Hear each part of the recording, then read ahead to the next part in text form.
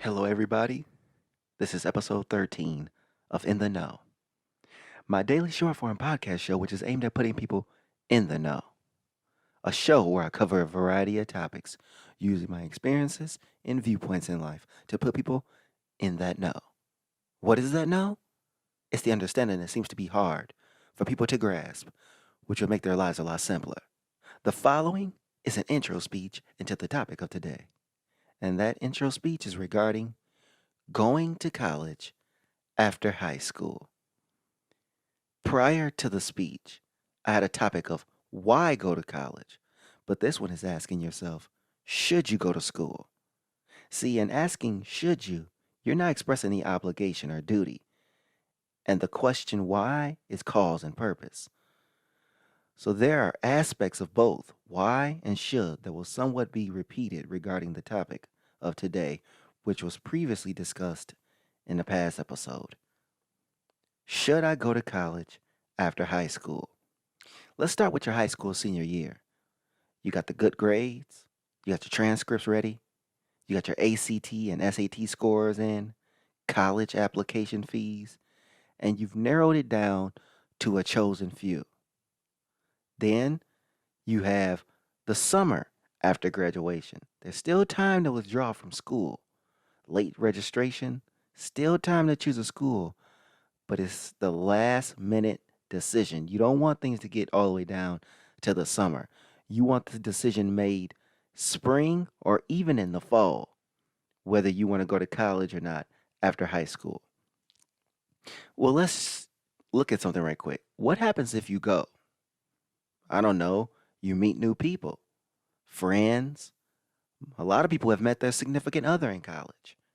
You have great experiences, the spring breaks, the parties, and other social events like networking events. Uh, what if I go again? Much needed degree program. You get a chance to live away from home, and you get time to get life together outside of your parents' house. Now, what if I don't go to school? Well, you're forced to grow up faster. You jump right into the workforce. You could always come back to school later. Or if you don't, you have no debt. There are some career fairs you can go straight into. And you may be able to live at home and save if you're working and not going to school. Who should you be taking advice from on going to college after high school? Now, see, your parents would say go to school. They would say go to school to get at least an associate degree. Or take a small gap, then go back to school. Because parents want to see ROI. What is that? A return on investment in what they put into you, raising you. Educators are similar. They'll tell you go to school, but they'll tell you instead of an associate, attain your bachelor's, if not your master's. Might even think about a PhD for certain programs. Better work opportunities, better network. You also get to build a peer-to-peer relationships. Now, as far as your peers, they're not going to necessarily say anything. You just know that they're all going. Your peers, you can make new friends, come with them to school, leave your parents' house, find and build relationships, social spaces, and parties. This is what your peers are more concerned about when going to college after high school.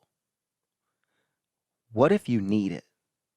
What are the degree programs that you'll be taking that you absolutely need a college degree? Let's look at those. You got the medical field, in case you wanted to be a nurse or even a doctor. You have STEM programs. That's science, technology, engineering, mathematics. You have law degrees. Certain states, such as California, where you don't need a law degree, but most states you need a law degree. You have architecture as well as jobs in finance. Now, here are some of the career fields where you don't necessarily need a degree. Business, plenty of people go into business for themselves without a business degree. Communications, education, which a lot of schools, if you want to go to school to become a teacher, professor, they actually do want you to, But you'd be surprised routes into education, literature, history, also social work, economics, these degree programs.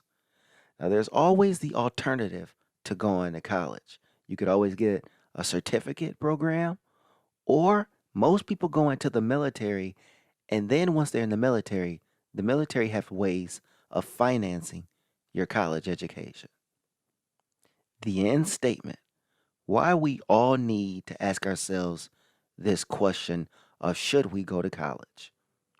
You see, asking the questions as to why you should be in is important considering this will be a 4-year action which will take the average person well over a decade, if not more, to pay for their education.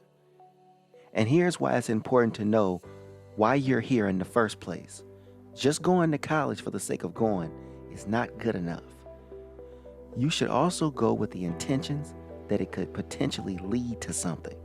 If you ask most students, why are you here? You usually get some type of generic response. But life can't be about generic responses. You must have a reason. So, thanks for listening to In the Know, and can bring the next episode where we discuss, should I go to private or a public institution?